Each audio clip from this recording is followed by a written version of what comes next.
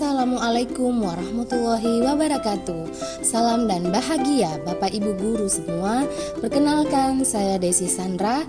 Saya berasal dari SMK Negeri 2 Banawa, CGP Angkatan 8, Kabupaten Donggala, Sulawesi Tengah. Sebelumnya saya ingin mengucapkan terima kasih kepada fasilitator kami, Ibu Andi Asrawati, dan pengajar praktik kami, Bapak Ridwan Wanasi. Kali ini saya akan membahas tugas A modul 1.2 A.4 eksplorasi konsep modul 1.2. Pertanyaannya, 1. Bagaimana Bapak Ibu memahami cara kerja otak, 5 kebutuhan dasar manusia, tahap tumbuh kembang anak beserta pengaruhnya pada pembentukan kebiasaan nilai-nilai hidup manusia? Mengapa demikian? Cara kerja otak. Seperti yang kita ketahui bahwa di dalam otak manusia masih tertinggal bagian yang serupa dengan otak mamalia, otak reptil, dan otak primata yang terhubung langsung dengan otak luhur manusia. Berdasarkan bagian-bagian ini, sistem berpikir manusia dibagi menjadi dua. Sistem berpikir cepat yang dikelola oleh kerja bagian otak mamalia dan reptil, dan sistem berpikir lambat yang dikelola oleh otak bagian primata dan otak luhur manusia. Kebutuhan dasar manusia. 1. Kebutuhan bertahan hidup seperti makanan, pakaian, istirahat, rumah, keamanan, dan kesehatan. Kedua, kebutuhan rasa kasih sayang dan rasa diterima. Kebutuhan ini merupakan kebutuhan psikologis seperti merasa diterima, dipedulikan, berbagi, dan bekerja sama. Ketiga, kekuasaan. Kebutuhan ini merupakan kekuatan seseorang mencapai sesuatu, menjadi kompeten, terampil, memimpin, dan berprestasi. Keempat, kebutuhan kebebasan. Kebutuhan ini untuk menentukan pilihan sendiri atau mengendalikan arah sesuai kemauan sendiri. Kelima, kesenangan. Kebutuhan ini kebutuhan yang untuk merasa senang, bergembira, tertawa, berbahagia, dan bermain. Tahap tumbuh kembang anak menurut Ki Hajar Dewantara. 1. Wiraga usia 0-8 tahun. Di tahap wiraga ini, raga dan indera anak tumbuh pesat, maka Ki Hajar Dewantara menyebut taman indria. Pada periode ini, guru harus berusaha menyediakan akses dan menyediakan pengalaman belajar agar anak dapat merdeka dalam mengeksplorasi dunianya. Yang kedua adalah wiraga wirama, usia 8-16 tahun.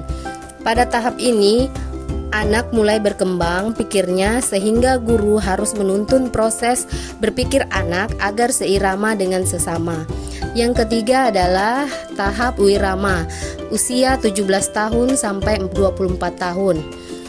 Pada usia ini, guru harus menuntun anak dalam mengenali dan mengelola potensi dirinya sehingga menjadi manusia yang merdeka. Psikososial Erik Erikson. Tahap 1, pada usia 0-1,5 tahun, pada diri anak muncul kepercayaan dan rasa ketidakpercayaan.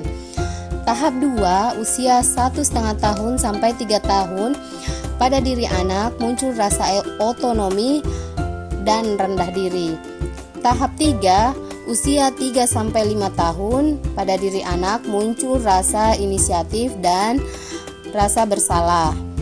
Pada tahap 4, usia 5-12 tahun, pada diri anak muncul produktivitas dan inferioritas. Pada tahap 5, usia 12-18 tahun, muncul identitas dan kebingungan peran. Tahap 6, usia 18-40 tahun, keintiman dan isolasi. Ketika semua aspek ini dapat terwujud, maka anak dapat memiliki nilai-nilai hidup untuk bekalnya di masa depan dalam mewujudkan 6 dimensi profil pelajar Pancasila. Pertanyaan kedua, menurut Bapak Ibu, nilai-nilai apa saja yang perlu dikuatkan sebagai guru penggerak? Mengapa demikian? Nilai-nilai guru penggerak, mandiri, kolaboratif, inovatif, reflektif, dan berpihak pada murid. Mandiri menurut saya adalah kesiapan dan kemampuan individu untuk berdiri sendiri yang ditandai dengan mengambil inisiatif.